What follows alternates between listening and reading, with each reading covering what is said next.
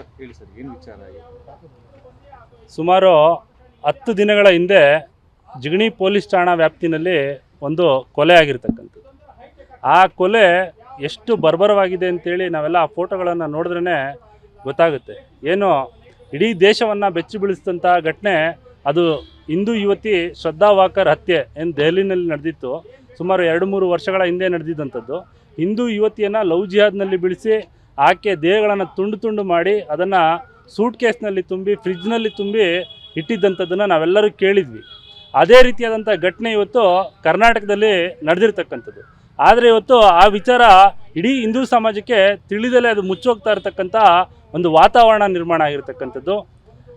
ಯಾವ ರೀತಿಯಾಗಿ ಒಬ್ಬ ನಾನಾ ಸಾಬ್ ಕಾಜಿ ಅಂತ ಹೇಳ್ತಕ್ಕಂಥ ಯುವಕ ಇಳಕಲ್ನ ಒಬ್ಬ ವಿವಾಹಿತೆ 2 ಮಕ್ಕಳ ತಾಯಿ ಹಿಂದೂ ಮಹಿಳೆ ಅಕ್ಷತಾ ಅಂತ ಹೇಳ್ತಕ್ಕಂಥ ಹೆಂಗಸನ್ನು ಪ್ರೀತಿಯ ಜಾಲದಲ್ಲಿ ಲವ್ ಜಿಹಾದ್ನಲ್ಲಿ ಬಿಡಿಸಿ ಆಕೆಯನ್ನು ಮನೆಯನ್ನು ಬಿಡಿಸಿ ಊರನ್ನು ಬಿಡಿಸಿ ಜಿಗಣಿ ಸಮೀಪದಲ್ಲಿ ಒಂದು ಮನೆಯನ್ನು ಮಾಡಿಕೊಂಡು ಜೀವನ ಮಾಡ್ತಾ ಇರ್ತಕ್ಕಂಥದ್ದು. ಯಾವಾಗ ಆ ಮಹಿಳೆ ನಾನು ವಾಪಸ್ಸು ಮನೆಗೆ ಹೋಗ್ತೀನಿ ಅಂತೇಳಿ ಆಕೆ ಪ್ರತಿರೋಧವನ್ನು ವ್ಯಕ್ತಪಡಿಸ್ತಾಳೆ, ಅಂಥ ಸಂದರ್ಭದಲ್ಲಿ ಆಕೆಯನ್ನು ಅತ್ಯಂತ ಬರ್ಬರವಾಗಿ ಅಮಾನುಷವಾಗಿ ಯಾವ ರೀತಿ ಕೊಲೆ ಮಾಡಿದ್ದಾರೆ ಅಂತ ನೋಡಿದ್ರೆ ನಾವೆಲ್ಲರೂ ಸಹ ತುಂಬ ಅಸಹ್ಯ ಪಡಬೇಕು. ಆ ರೀತಿಯಲ್ಲಿ ಇವತ್ತು ಕೊಲೆಯನ್ನು ಮಾಡಿರ್ತಕ್ಕಂಥದ್ದು. ಬಕೆಟ್ನಿಂದ ಆಕೆಯನ್ನು ತಲೆಗೆ ಹಲ್ಲೆ ಮಾಡಿರ್ತಕ್ಕಂಥದ್ದು, ಅದು ತೀವ್ರವಾಗಿ ರಕ್ತಸ್ರಾವ ಆಗಿರ್ತಕ್ಕಂಥದ್ದು. ಮತ್ತು ಬಟ್ಟೆಯನ್ನು ಒಣಗಾಕ್ತಕ್ಕಂಥ ಕಂಬಿಯಿಂದ ಕುತ್ತಿಗೆಗೆ ಬಿಗಿದು ಆಕೆಯನ್ನು ಸಾಯಿಸಲಿಕ್ಕೆ ಪ್ರಯತ್ನ ಪಟ್ಟಿರ್ತಕ್ಕಂಥದ್ದು. ಅದು ಸ್ಲಿಪ್ಪಾಗಿ ಬಾಯಿಗೂ ಸಹ ಆ ಕಂಬಿಯನ್ನು ಸುತ್ತಿರತಕ್ಕಂಥದ್ದು.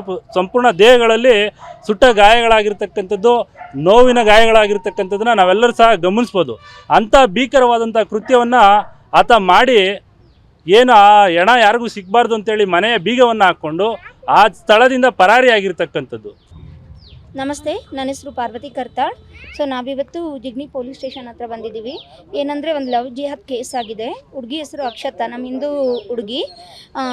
ಮದುವೆ ಆಗಿ 2 ಮಕ್ಕಳಿರೋ ಹುಡುಗಿನ ಒಬ್ಬ ಮುಸ್ಲಿಂ ಯುವಕ ಕರ್ಕೊಂಡು ಬಂದಿದ್ದಾನೆ. ಅಂದರೆ ಅವನು ಎಷ್ಟರ ಮಟ್ಟಿಗೆ ಅವಳ ತಲೆಗೆ ತುಂಬಿರ್ಬೋದು ಅವನ ವಿಚಾರಗಳನ್ನ. ಸೊ ಇವಾಗ ಬಂದುಬಿಟ್ಟು ಅವರು ಪಿ ಜಿನಲ್ಲಿ ಇದ್ಕೊಂಡು ಅವರು ಒಂದು ಕೊಲೆ ಆಗಿದೆ. ಅಂದರೆ ಹೊಡೆದ್ಬಿಟ್ಟು ಸಾಯಿಸ್ಬಿಟ್ಟು 3-4 ಡೇಸ್ ಆದಮೇಲೆ ಅದು ವಿಚಾರ ಬೆಳಕಿಗೆ ಬಂದು FIR ಆಗಿದೆ. ಸೊ ಅದ್ರ ಬಗ್ಗೆನೇ ಇನ್ನೂ ಆ ಹುಡುಗ ಸಿಕ್ಕಿಲ್ಲ. ಅದ್ರ ಬಗ್ಗೆನೇ ಇವತ್ತು ನಮ್ಮ ಸಂಘಟನೆಯವರೆಲ್ಲ ಬಂದು ಇಲ್ಲಿ ಸ್ಟೇಷನ್ ಹತ್ರ ನಿಂತಿದ್ದಾರೆ ಅದಕ್ಕೋಸ್ಕರ. ಸೊ ಯಾಕೆ ಇದು ಈ ಥರ ಆಗ್ತಾ ಇದೆ ಅಂದರೆ, ನಾವು ನಮ್ಮ ಹೆಣ್ಮಕ್ಳಿಗೆ ಎಜುಕೇಷನ್ ಕೊಡೋದ್ರಲ್ಲಿ, ನಮ್ಮ ಧರ್ಮದ ಶಿಕ್ಷಣ ಕೊಡೋದ್ರಲ್ಲಿ ನಮ್ಮ ಅಪ್ಪ ಅಮ್ಮ ಎಡುತ್ತಾ ಇದ್ದಾರೆ ಅಂತ ನಂಗೆ ತುಂಬ ಅನಿಸುತ್ತೆ. ಯಾಕೆಂದರೆ ನೋಡಿ, ಇವಾಗ ಕೋಲಿವಿನ್ ಅಂತ ಎಲ್ಲ ಸಿಟಿಗಳಲ್ಲೂ ಇದೆ. ಅಂದರೆ ಮದುವೆ ಆಗದಿಲ್ದಿದ್ದು ಹುಡುಗ ಹುಡುಗಿ ಒಂದೇ ಕಡೆ ಲಿವಿನ್ ಇರ್ಬೋದಂತ.